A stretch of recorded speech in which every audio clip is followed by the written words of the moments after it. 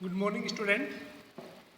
देखिएगा 12th class RBSC के लिए हमने 9th चैप्टर को फिनिश कर लिया है। आज जो चैप्टर हम स्टार्ट कर रहे हैं वो आपकी बुक का चैप्टर नंबर 17 है, जिसका नाम है विद्युत चुंबकीय तरंगे। विद्युत चुंबकीय तरंगे यानी इलेक्ट्रोमैग्नेटिक वेव्स। अब बच्चों, इलेक्ट्रोमैग्नेटिक वेव क्या होती है उसके बारे में हम बात करते हैं पहले, और ये कैसे जनरेट होती हैं, यानी ये कैसे उत्पन्न होती हैं और इनकी प्रकृति किस प्रकार की होती है उसके बारे में भी हम अध्ययन करेंगे। देखिएगा, अभी तक जो हमने पढ़ा है कंक्लूजन, अगर हम उसके बारे में बात करें, एक स्थिर आवेश अपने चारों ओर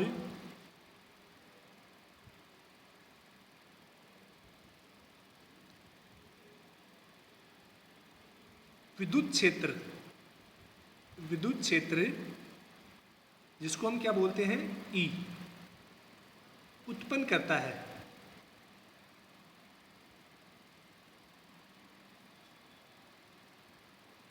ठीक है, यानी एक जो स्थिर आवेश है वो अपने चारों ओर कौन सा क्षेत्र उत्पन्न करता है, विद्युत क्षेत्र उत्पन्न करता है। इस वाले कंक्लूजन को हम फर्स्ट सेकंड चैप्टर में पढ़ चुके हैं, जहां पर हम विद्युत क्षेत्र की बात करते थे। ठीक है, इसके अलावा हमने पढ़ा था कि एक समान वेग से गतिशील आवेश, समान वेग से गतिशील आवेश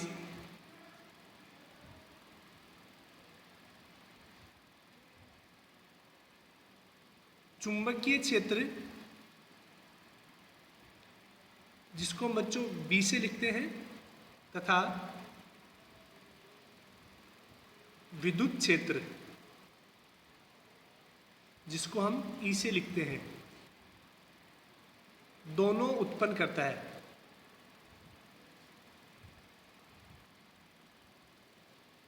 इसके बारे में हमने चैप्टर 3, 4, 5 में भी डिस्कस किया था कि एक समान वेग से जो गतिशील आवेश होता है, ठीक है ना, वो कौन कौन सा फिर, एक तो चुंबकीय क्षेत्र उत्पन्न करता है बी अपने चारों ओर, तथा उसके साथ साथ विद्युत क्षेत्र भी क्या करता है, वो उत्पन्न करता है।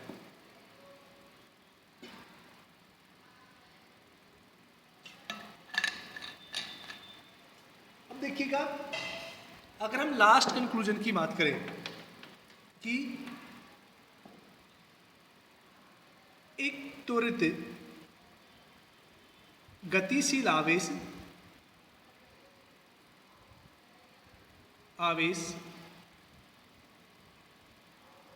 अपने चारों ओर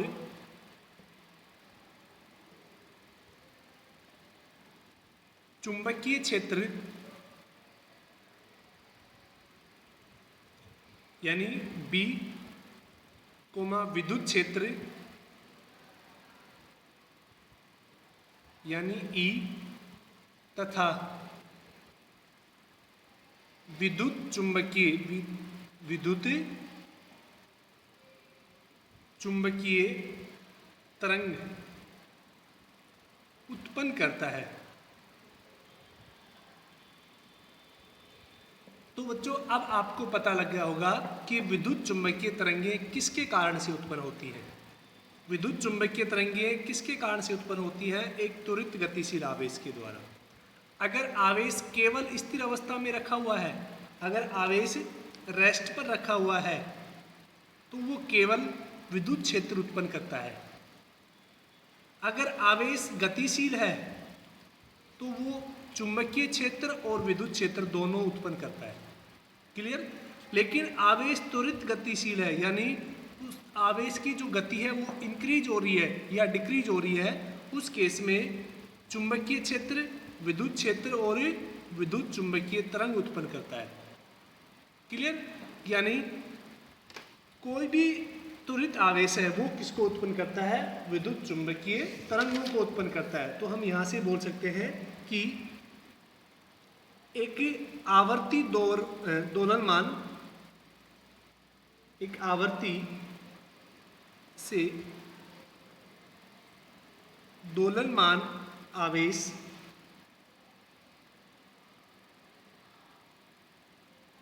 समान आवर्ती की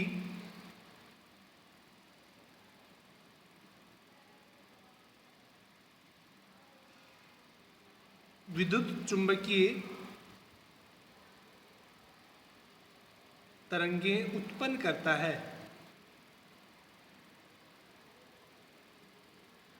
ठीक है, तो विद्युत चुंबकीय तरंगें हैं वो किसके द्वारा उत्पन्न होती हैं?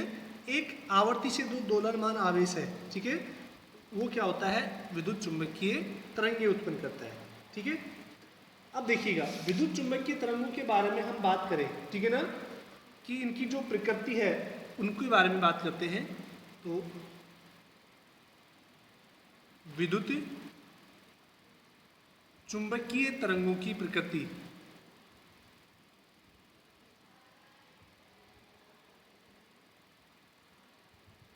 यानी जो विद्युत चुंबकीय तरंगें होती हैं वो नेचर में कैसी होती है, यानी उनकी प्रॉपर्टी किस प्रकार की होती है। ठीक है, तो एक विद्युत चुंबक तरंग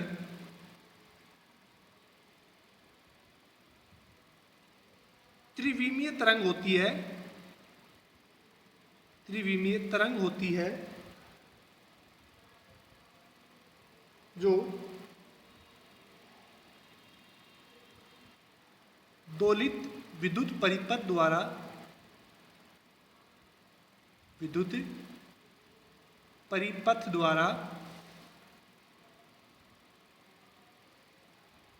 उत्सर्जित होती है।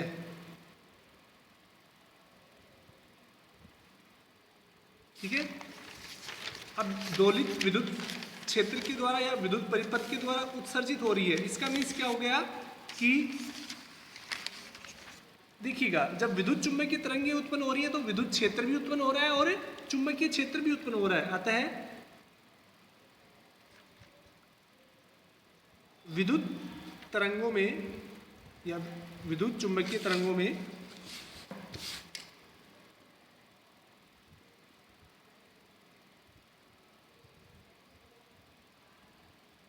में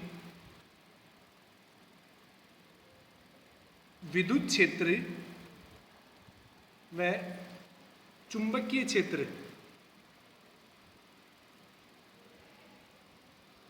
दोनों एक दूसरे के लंबवत होते हैं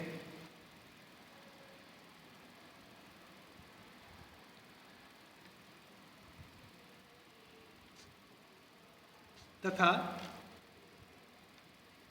ये दोनों भी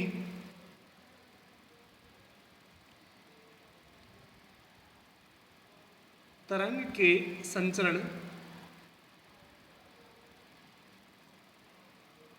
की दिशा के लंबवत होते हैं।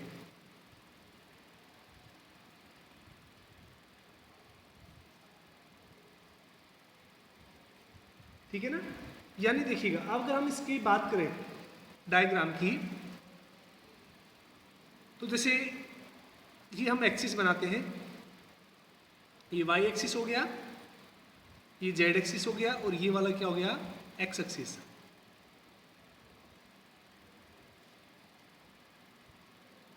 क्लियर बच्चों? अब देखिएगा अगर विद्युत चुंबकीय तरंगों का हम संचरण की बात करें कि विद्युत चुंबकीय तरंगें हैं वो किस तरह से संचरित होती है। ठीक है, तो विद्युत चुंबकीय तरंगों में अगर ये संचरण की दिशा है, हम यहां पर क्या लिख देते हैं? संचरण की दिशा, यानी इस दिशा में विद्युत चुंबकीय तरंगें क्या हो रही है? गतिशील हो रही है। ठीक है, तो यहां से ये वाली जो दिशा है ये किसको दर्शाएगी? विद्युत क्षेत्र के संचरण की दिशा को। ठीक है, इस तरह से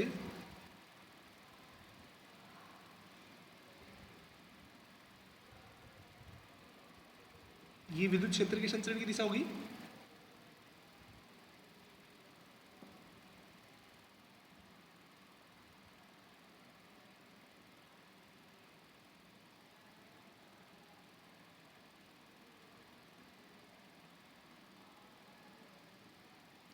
यानी ये जो एरो है रेड पेन से जो दर्शाई गई है, ठीक है, वो किसको दर्शा रही है?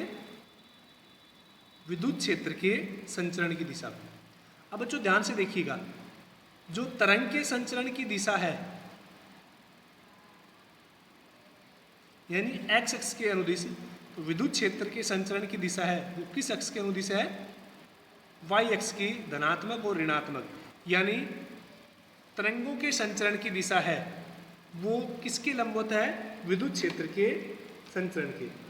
अब देखिएगा, और जो चुंबकीय क्षेत्र होता है वो इन दोनों के भी लंबवत होगा, तो चुंबकीय क्षेत्र की दिशा किधर होगी? इस तरह से होगी। मैं उसको बना देता हूं यहाँ पे,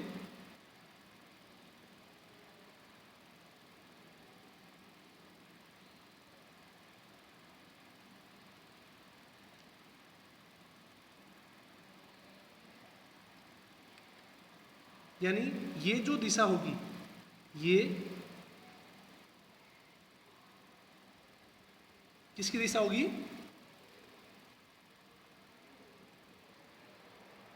चुंबकीय क्षेत्र के संचरण की।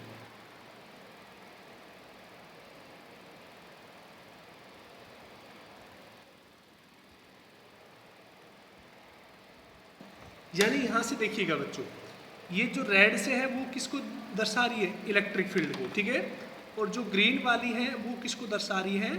विद्युत क्षेत्र को। यानी विद्युत चुंबकीय तरंगे हैं, उसमें क्या होता है? विद्युत क्षेत्र व चुंबकीय क्षेत्र दोनों एक दूसरे के लंबवत होते हैं। तो ये विद्युत क्षेत्र हो गया वाई एक्सिस में, ठीक है ना, विद्युत क्षेत्र किस अक्ष में हो गया? वाई अक्ष में हो गया। तो चुंबकीय क्षेत्र है वो किस अक्ष में हो गया? जेड अक्ष में। और आपको पता है कि प्रत्येक अक्ष दूसरे अक्ष के क्या होता है? लंबवत होता है, एक दूसरे के लंबवत होती है। तथा ये दोनों भी, यानी जो चुंबकीय क्षेत्र है और विद्युत क्षेत्र है, ये दोनों भी किसके लंबवत होती हैं? संचरण की दिशा के लंबवत। यानी संचरण की दिशा है वो किस दिशा में होगी? एक्स दिशा में। तो इस तरह से क्या होता है? विद्युत चुंबकीय तरंगों को प्रेजेंट किया जाता है, ठीक है ना। तो देखिएगा, अतः यदि विद्युत क्षेत्र की दिशा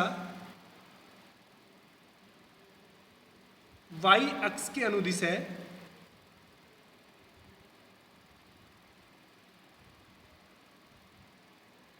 तथा चुंबकीय क्षेत्र की दिशा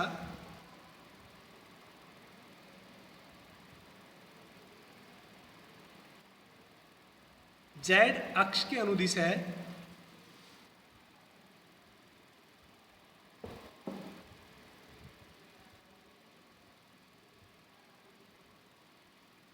तो विद्युत चुंबकीय संचरण की दिशा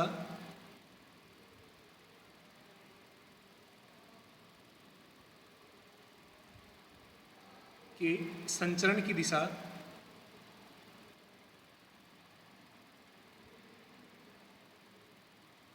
विद्युत क्षेत्र व चुंबकीय क्षेत्र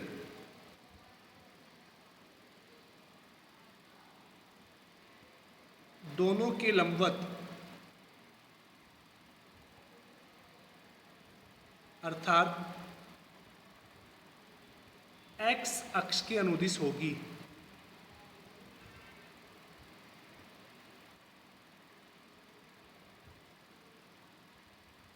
ठीक है, तो वापस ये समझने की कोशिश करना कि अगर देखो चुंबकीय क्षेत्र उत्पन्न कब चुंबकीय तरंगे कब उत्पन्न होती है? विद्युत चुंबकीय तरंग। यानी अगर कोई भी आवेश गतिशील अवस्था में है, लेकिन गतिशील कैसी होनी चाहिए? उसकी त्वरित गति होनी चाहिए, यानी वो अपनी गति को लगातार या तो बढ़ाए या कम करे, या परिवर्तित गति से हम बोल सकते हैं उसको। तो देखिएगा, जब आवेश है तो विद्युत क्षेत्र उत्पन्न करेगा ही, गतिशील है तो विद्युत चुंबकीय क्षेत्र भी उत्पन्न करेगा। लेकिन कैसी गति है उसकी? त्वरित गति है। तो त्वरित गति होने के कारण से वो विद्युत चुंबकीय इलेक्ट्रोमैग्नेटिक वेव, विद्युत चुंबकीय तरंगे भी उत्पन्न करेगा। ठीक है, और ये तीनों क्या होती हैं? एक दूसरे के लंबवत होंगी। अब चाहे आप एक्स अक्ष के अनुदिश चुंबकीय क्षेत्र को लेते हैं तो आप पे डिपेंड करता है कि आप किस अक्ष के अनुदिश चुंबकीय क्षेत्र को लेते हैं, किस अक्ष के अनुदिश आप विद्युत क्षेत्र को लेते हैं और किस अक्ष के अनुदिश आप चुंबकीय बल रेखाओं के संचरण की दिशा को लेते हैं। ठीक है बच्चों। अब देखिएगा, अगर हम चुंबकीय क्षेत्र से संबंधित चुंबकीय बल रेखाओं से विद्युत चुंबकीय तरंगों से संबंधित अगर हम और अध्ययन करें उसके बारे में, ठीक है ना। अतः चित्रानुसार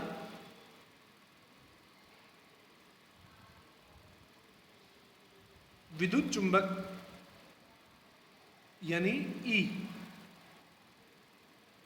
चुंबक क्षेत्र, ठीक है ना, विद्युत क्षेत्र ले सकते हैं हम इसको, विद्युत क्षेत्र ई तथा चुंबकीय क्षेत्र बी की दिशा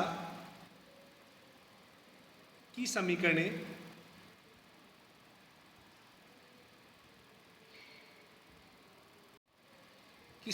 ज्ञात करने पर, यानी हम चुंबकीय क्षेत्र की दिशा और विद्युत क्षेत्र की दिशा ज्ञात करते हैं। देखिएगा, आपको पता है कि जो चुंबकीय क्षेत्र है वो विद्युत क्षेत्र है वो किस अक्ष के अनुदिश है। हमने अभी डायग्राम में देखा था कि हमने किस अक्ष के अनुदिश माना है, वाई अक्ष के अनुदिश माना है, ठीक है। और विद्युत क्षेत्र चुंबकीय क्षेत्र हमने जेड अक्ष के अनुदिश माना है, समझ गए। तो यहाँ से तरंग समीकरण आपने 11वीं क्लास में पढ़ी होगी, तो ये कितनी होगी, E naught sine omega t minus x C. देखो ई नोट क्या होगी, उसकी पीक वैल्यू यानी अधिकतम वैल्यू, ये जो वैल्यू होती है ई नोट, इसको हम क्या बोलते हैं, ये वैल्यू है, ये ई नोट कहलाती है। यानी किसी भी तरंग का जो अधिकतम आयाम है, एम्पलीट्यूड है, उसको हम क्या बोलते हैं, ई नोट बोलते हैं, ठीक है। साइन उसका फंक्शन हो गया, ओमेगा यानी उसके एंगुलर वेलोसिटी होगी जिसके अनुदिश वो क्या कर रही है, रोटेट कर रही है, ये ओमेगा टी। अगर इसकी पूरी बात करें तो ये क्या हो गया, फेज डिफरेंस, ठीक है। इसी तरह से अगर हम विद्युत क्षेत्र की बात करें तो विद्युत क्षेत्र कितना हो जाएगा, B naught sine omega t minus एक मिनट, बी जेड कितना हो जाएगा, B naught sine omega t minus x upon C, ठीक है। तो ये यहाँ पर क्या है, अगर हम बात करें ई बराबर क्या हो जाएगा, अधिकतम विद्युत क्षेत्र का आयाम, और अगर हम बात करें बी नोट की तो वो क्या हो जाएगा, अधिकतम चुंबकीय क्षेत्र का आयाम, ठीक है। और यहां पर अगर हम बात करें, चूंकि ओमेगा अपॉन 2 पाई दोनों तरंगों की आवर्ती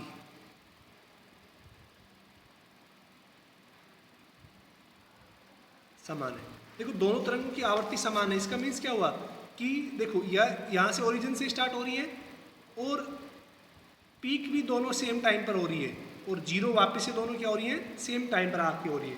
यानी जो फ्रीक्वेंसी है वो भी क्या है, उन दोनों की समान है, ठीक है। अब देखिएगा, अगर विद्युत चुंबकीय तरंगों की बात करें कि विद्युत चुंबकीय तरंगे हैं, उनके उदाहरण कौन कौन से हैं, तो विद्युत चुंबकीय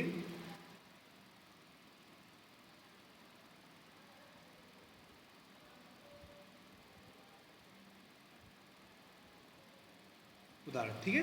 यानी जो एग्जाम्पल है उनकी बात करें तो विद्युत चुंबकीय जैसे कि पहला हो गया गामा किरणें, ठीक है ना, या फिर हम बोल सकते हैं नेक्स्ट एक्स किरणें, ये भी क्या है, विद्युत चुंबकीय पराबैंगनी किरणें,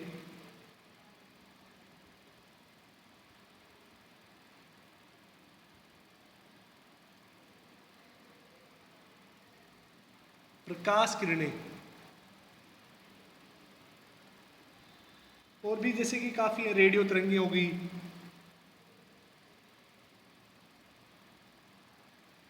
ये किसके उदाहरण है? विद्युत चुंबकीय तरंगों की उदाहरण है, ठीक है ना। अब देखिएगा, अब नेक्स्ट सेकंड प्रॉपर्टी की बात करते हैं कि विद्युत चुंबकीय तरंग की जो नेक्स्ट प्रॉपर्टी है वो क्या होती है। तो देखिएगा, विद्युत चुंबकीय तरंगे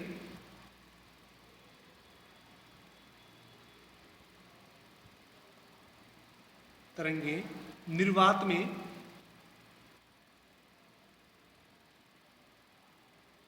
प्रकाश के वेग के समान गति करती है। यानी जो इनकी स्पीड होती है वो कितनी होती है? प्रकाश के वेग के बराबर, यानी हम इसको mu naught upon epsilon note, ठीक है। अब देखिएगा, जब इसको सोल्व करेंगे बच्चों, आपको म्यू नोट की वैल्यू भी पता है और एप्सिलॉन नोट की वैल्यू भी पता है। म्यू नोट तो कितना होता है? 4 पाई इंटू 10⁻⁻7 और 8 पाई होता है 8 इंटू 8 5 इंटू 10⁻12। तो जब इसको सोल्व करेंगे तो ये 3 इंटू 10 की पावर कितना आएगा? 8 आएगा मीटर पर सेकेंड। यानी इनकी जो स्पीड होती है वो लगभग कितनी होती है? लाइट की स्पीड के बराबर होती है, ठीक है ना। थर्ड अगर पॉइंट की बात करें इनके गुणधर्म की, तो किसी भी बिंदु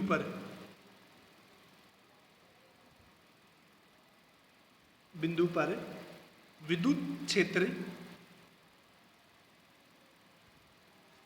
व चुंबकीय क्षेत्र का अनुपात प्रकाश के वेग के बराबर होता है।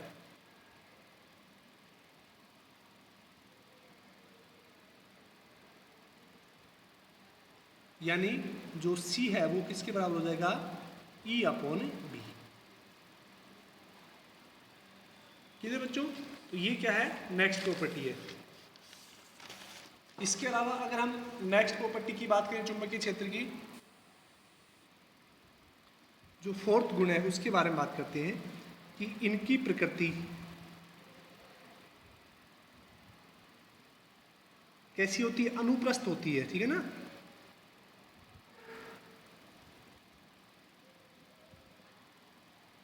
तो विद्युत चुंबकीय तरंगे हैं वो बच्चों किस प्रकृति की होती है?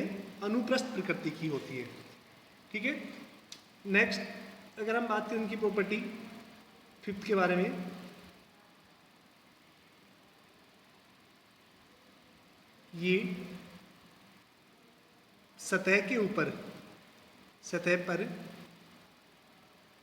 दाब अध्यारोपित करती है।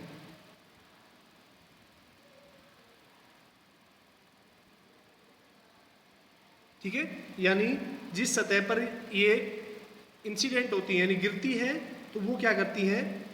वहां पर दाब अध्यारोपित करती है, ठीक है।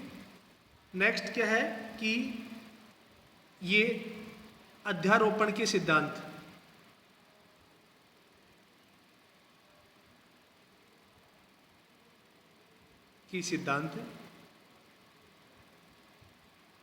का पालन करती है। यानी विद्युत चुंबकीय तरंगे हैं वो किस सिद्धांत का पालन करती हैं? अध्यारोपण सिद्धांत का पालन करती है, ठीक है। तो बच्चों ये कुछ विद्युत चुंबकीय तरंगों की प्रॉपर्टी थी। इसी के साथ आज का जो टॉपिक है वो फिनिश हुआ।